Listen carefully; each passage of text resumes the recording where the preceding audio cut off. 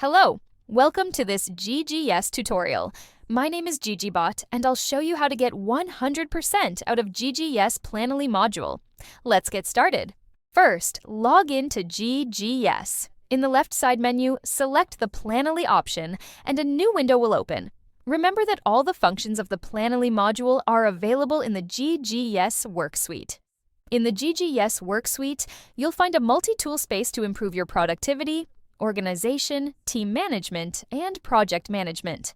To begin, I want to tell you that on this platform, you can create different projects where you can group tasks, documents, brainstorming diagrams, real-time chats, and video calls. To create a new project, click this button and select Project. Choose a name and a description for your new project. The next thing you should do is decide if this will be a personal or a collaborative project. If you want to add members to your team, check this box.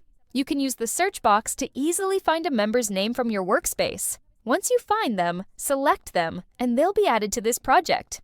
Remember that to change workspaces, just click here and select the one you want. If you don't know how to create a workspace or how to create a work team within GGS, I'll leave links in the description that explain how to create a workspace and how to use the Teams module. Once you've selected the members, click Create, and your project will have the necessary team to assign the different tools available in this module.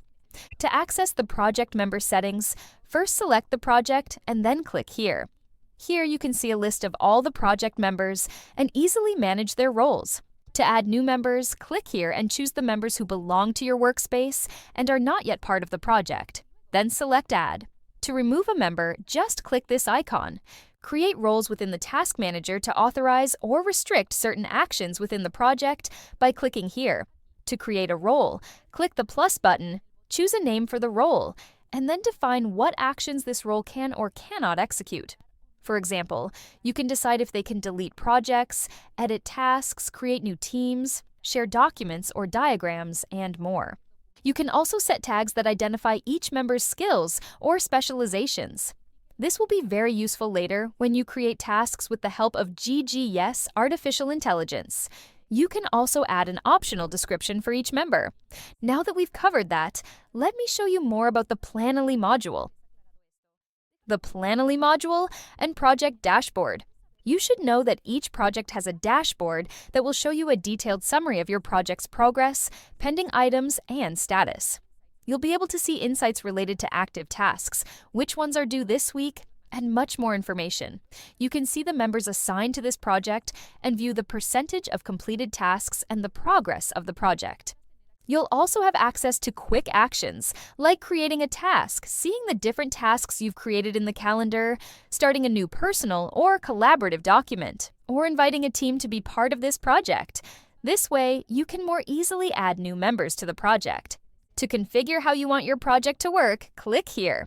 If you want to modify your project's name, you can do so directly here by changing the name and description. You can also define the workdays of the week for you and your team. Select the days you are interested in.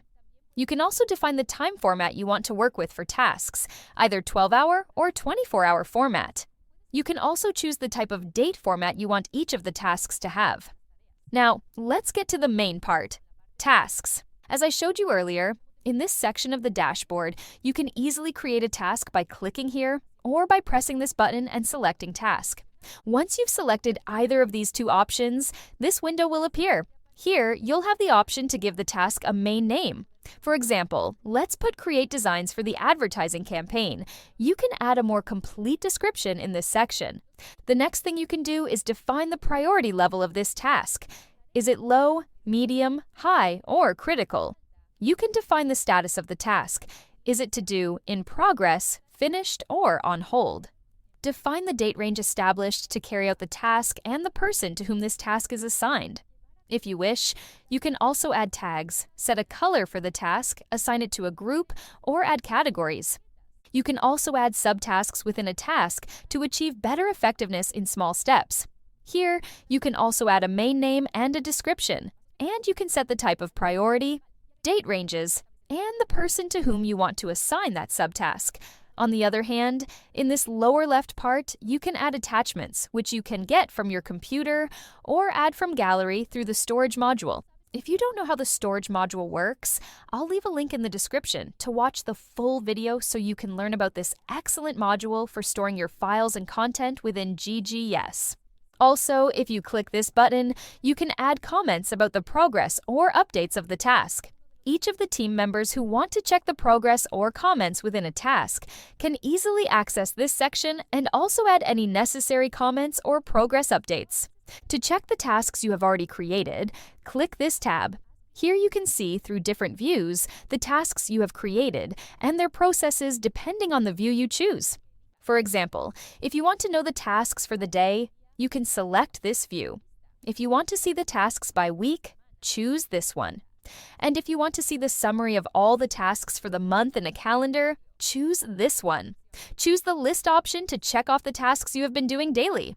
Or you can choose the Kanban board, which is an excellent alternative for keeping track of tasks based on their process: to do, pending, finished, or on hold. And that's not all. You can filter the information you want to see by clicking here. By choosing this option, you can filter by date range, status type, priority type, or the task's current status. You can also deselect those that are not useful to you. If you want to see how your tasks are distributed and their progress over time, you can use the Gantt view. And if you prefer to see data in tables, you can choose this option and see each of the tasks and their components in columns and rows, and easily modify them either directly here, as in the case of the status, or by clicking this button to modify the data you need. And if that weren't enough, you can design your own view with the name you want based on any of the previously mentioned ones. All these tasks and their processes will be available for any team member assigned to the project. This is the end of the first part of this tutorial. I invite you to watch the second part to continue learning about this incredible module. See you there!